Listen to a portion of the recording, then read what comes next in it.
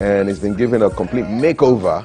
It's looking absolutely great, but the problem still daytime, So a fire officer with the vim of, I don't even know what, he actually beat a court bailiff, and they rewarded him with 2 days in jail.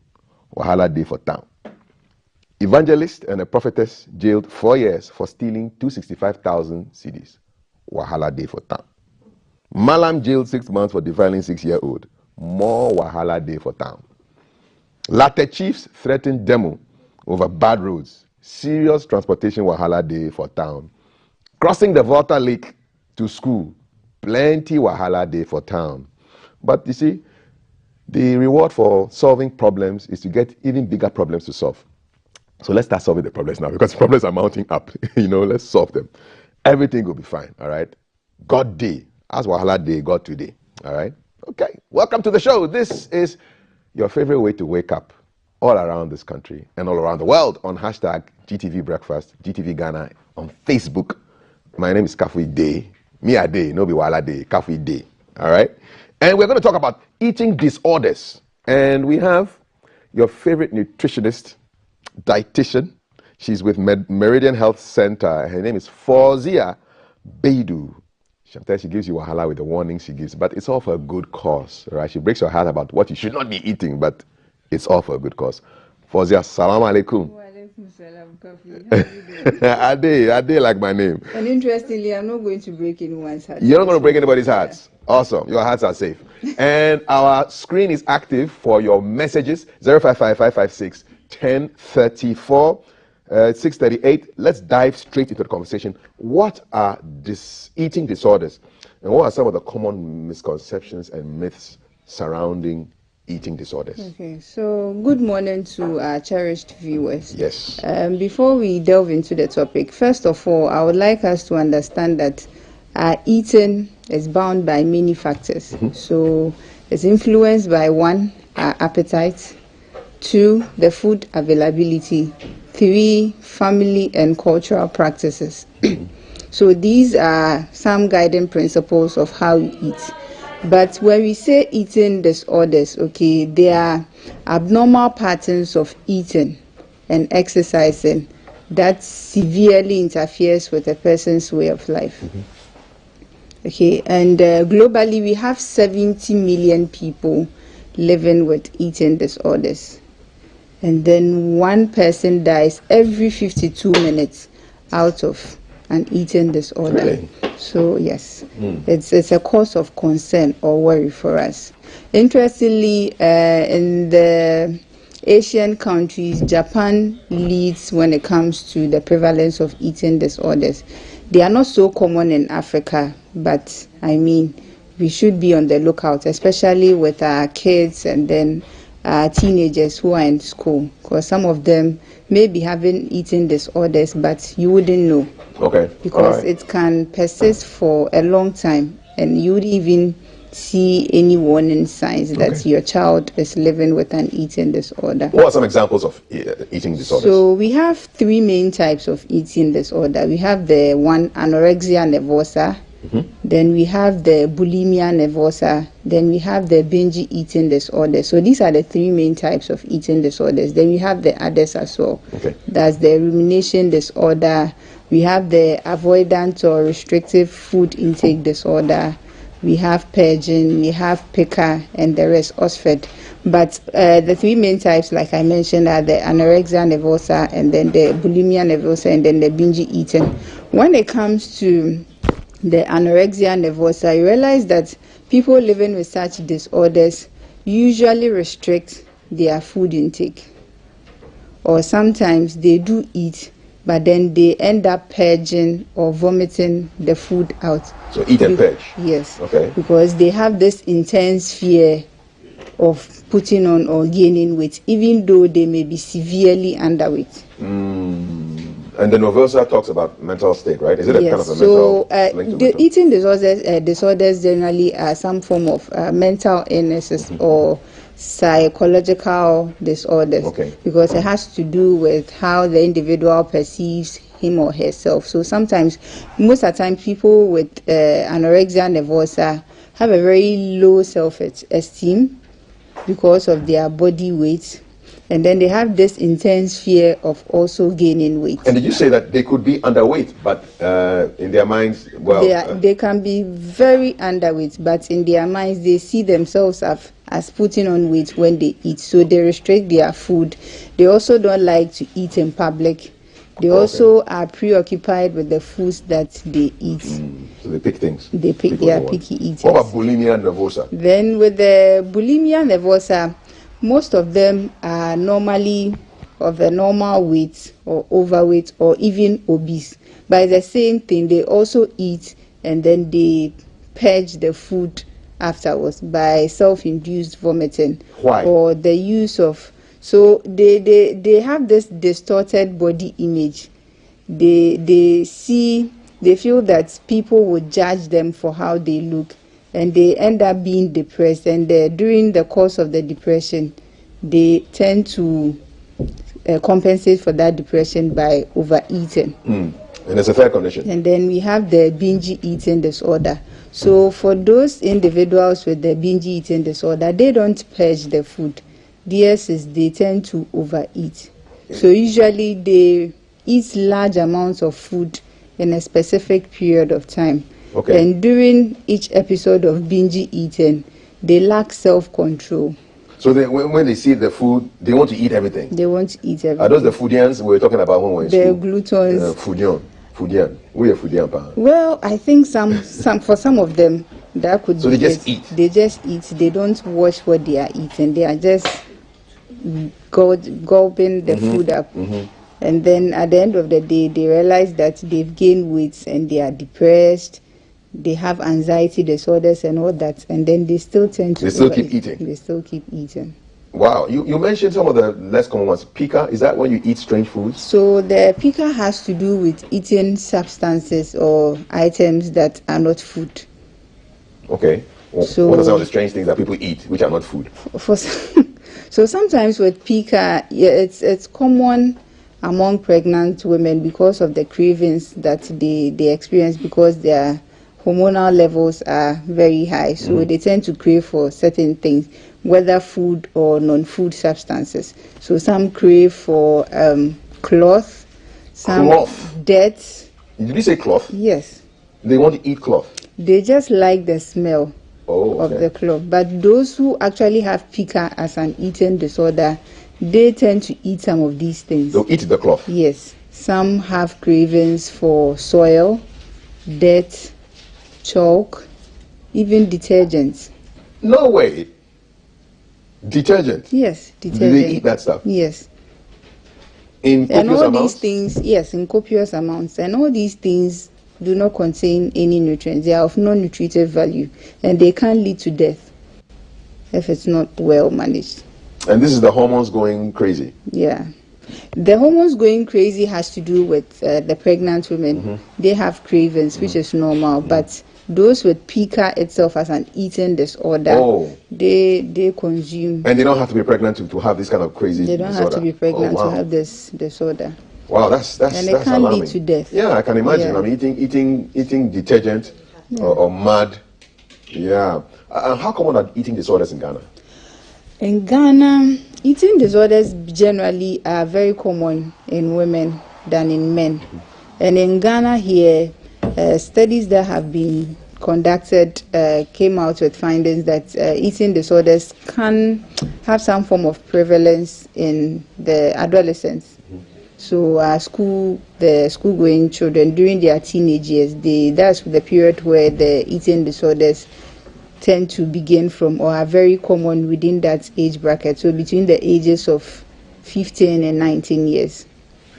So if you have a child who is a picky eater, who has a low self-esteem, has this fear of gaining weight, they tend to have withdrawal. They don't like to socialize with people or be seen in public. They don't like to eat in public. And then they try to put on more clothing to cover up for the weight that they've lost. Then those are some of the warning signs that you should look out for when it comes to the eating disorder. Okay. Can you explain the difference between disordered eating and eating disorder?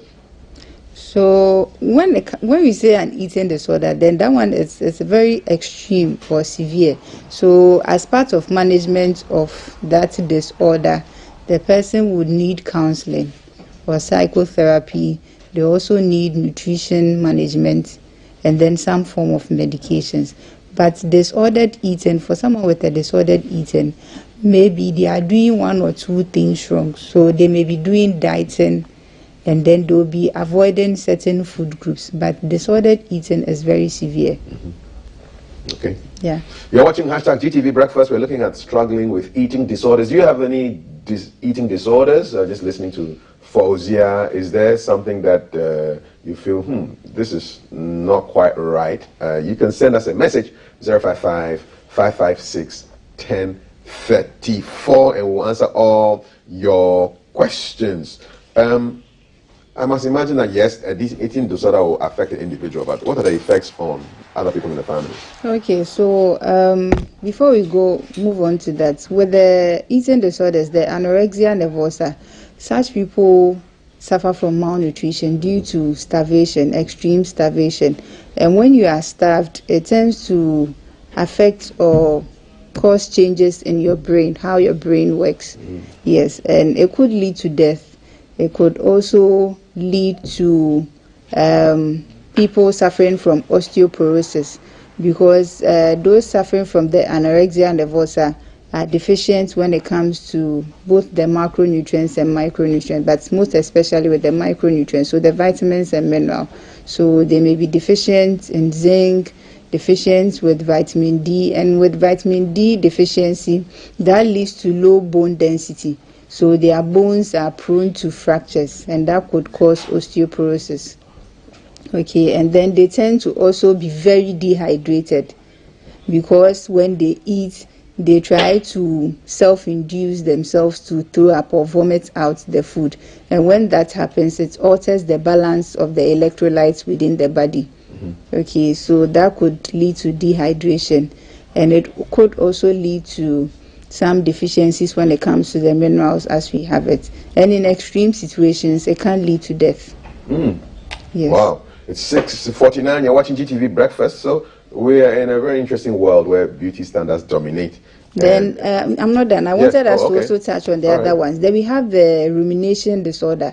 So by the word rumination, it's animals who try to, regurgitate. So they eat and they bring the food back out. So they eat and they chew and swallow the food. Then they bring it up again into their mouths. Then they re-chew it again and either swallow it or spit it out. Are human beings doing this also? Yes, they are. Human beings are doing this? Yeah, so they are eating food? They swallow, so they chew and swallow the food. Then they bring it back into their mouth. Then they re-chew it again and either swallow it or spit it out. What is going on with these human beings? Then we have the night eating syndrome. Night eating. So for those people, they eat excessively when they wake up at night. I think a lot of people are guilty of this. Is it different from those who come home late and then eat? No. Or there's a difference. So you so sleep? For this one, they go to bed, and then when they wake up, they eat excessively. At midnight? Not because they are hungry, but just the thought of eating. So they wake up in some way in the middle of the night and they go to the fridge and take food and start eating. Wow, and this is a disorder. Yeah. How do you alleviate the symptoms? How do you solve these problems? Okay, so that's why I mentioned that the approach to the treatment of eating disorder is in 3 forms. So first of all, the person needs counseling. Yeah, or therapy. Really? So you have to conscientize the person, make the person first of all believe in themselves. Let them be aware, understand that they have a problem and they need help. Then you go in with your nutrition intervention, trying to get the person to gain weight because they've lost weight. So in gaining weight gain will come with fats because they've lost so much weight, and fat is a component of our weight. So the person will definitely gain weight and also build their lean mass. Then some form of medication such as antidepressants or antipsychotics, so that the person, because with the bulimia nervosa, sometimes what happens is that the person may suffer from a relapse. So during the process of treatment, the person gets better and then goes back. It's like someone who is suffering from addiction. They suffer withdrawal syndrome, so the person may have a relapse. So you have to put the person on some form of medications. Okay. This rumination thing is really tickling my brain. So the person eats and then brings the food back out in So their you mouth, know- or yeah. they put it back on the plate and So then eat you it know again? the regurgitation, usually when you eat, you chew and swallow food. Yes. It goes into your stomach system, for yeah. digestion to take place. Now, when you vomit, Yes. that means that's contents of the food that is coming from the stomach and then the large part of the upper intestine. So that one is vomiting. Then we have the purging. So purging means the individual, are inducing the vomiting. So you bring back the food Wow. into your mouth and then you rechew it and And then bring then it back either in. swallow it or spit it out. Oh, how do you cure this? So for that, the person would need the psychotherapy. Okay. Yeah. We call it Psychotherapy. cognitive behavioral therapy and then some form of medication, because eating disorders are mental illnesses. So you need to psych the person up, let the person understand that they have a problem, they need help. Okay. Yes. All right. Yeah. Okay. Fozia is here to help you. She has your questions coming in on our screen. She's going to answer your questions. 055-556-1034. Winner B, I love taking coffee every morning, even though I know caffeine is not good for me. Is that a disorder?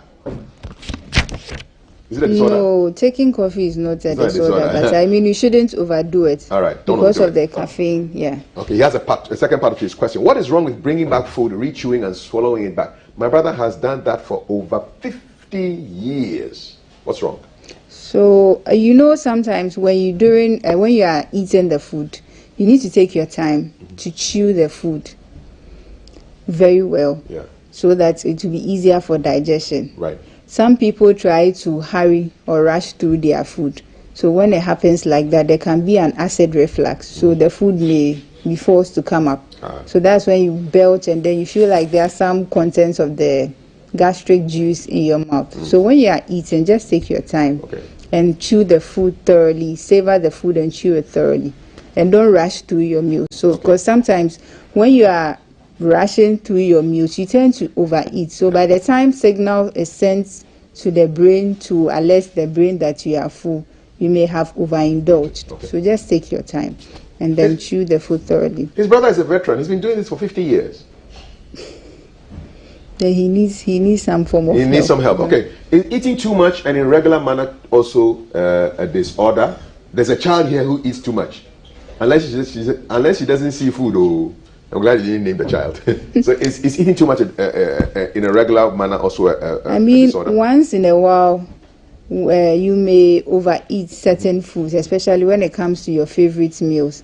And one thing also is that when you are very hungry, that's the time when you tend to overeat. Okay. Because you are just eating to fill up your tummy. Right. So you are not watching what you are eating.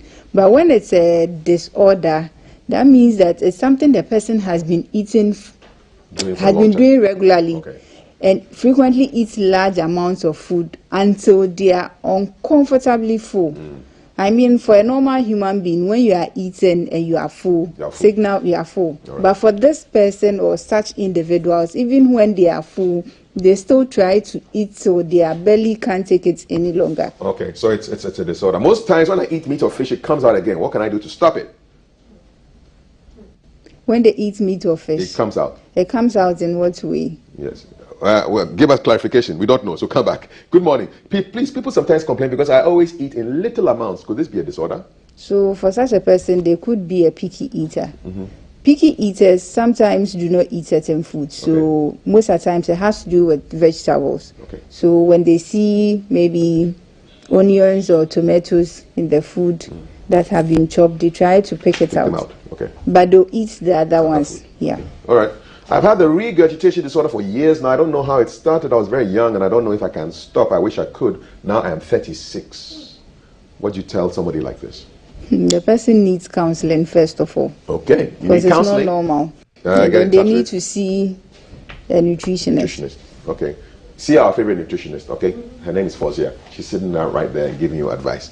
Shadada Fauzia, keep up with the good work. We're proud of you, and I think we're proud of you as well. 055-556-1034. The messages have come through. What can you give somebody who is losing hope with eating disorders? What kind of hope can you give them? What should they do? First step. So the first step is when you have someone having an eating disorder, you shouldn't bash the person. Okay. So you have to be careful of your choice of words. Because sometimes if you try to be aggressive or try to make the person feel like you are attacking them, they'll shut down. Or they wouldn't even open up. So your approach when it comes to speaking with them has to be gentle. Let them understand that they need help. But do not force them. Because at the end of the day, the person has to accept it willingly that they have a problem and they need help. But if you try to force the person that they need help, there will be a problem. Okay. They wouldn't open up to you any longer. All right. Somebody wants to get in touch. How do they get in touch, Fauzia? So you can get in touch with me on 024-022-6211. On Instagram, you can send me a DM at Fauzia Beidu Abdurrahman. Or you can also reach out to me on Snapchat, on TikTok, and Facebook as well. Send me a DM. Or you can visit my facility in Tema, that's Meridian Medical Center. Well, did this, I'll come and pay. Sure. You know the way the presidents and the victorious candidates in elections, they go on victory tours. I'll come for a victory tour. Sure, I'll be expecting you. Please have the white handkerchiefs waiting for you when I come there. Sure. All right. Some splash of powder. With some powder, some good powder, yes. I want Saturday night. I'm an old school guy. I like Saturday night powder. Yeah. Tomorrow, maybe I'll bring a can of Saturday night tomorrow here, just to remember those days of Osu, Regal, and I always thought the Regal cinema was the cinema in the front of the Saturday night, and I only became aware that it was not many years after, but that's for tomorrow. For today, we have Social Media Corner coming up after the sports with Maltiti. I sit down with my guests to discuss the news headlines, and then we have Ola Ho 70th anniversary. It's happening pretty soon on the show. And then we are vibing with Della Jackson. Della Jackson is a multi-instrumentalist, a great saxophonist, guitarist, pianist. He's doing great stuff in the world of music. But for now, sports time.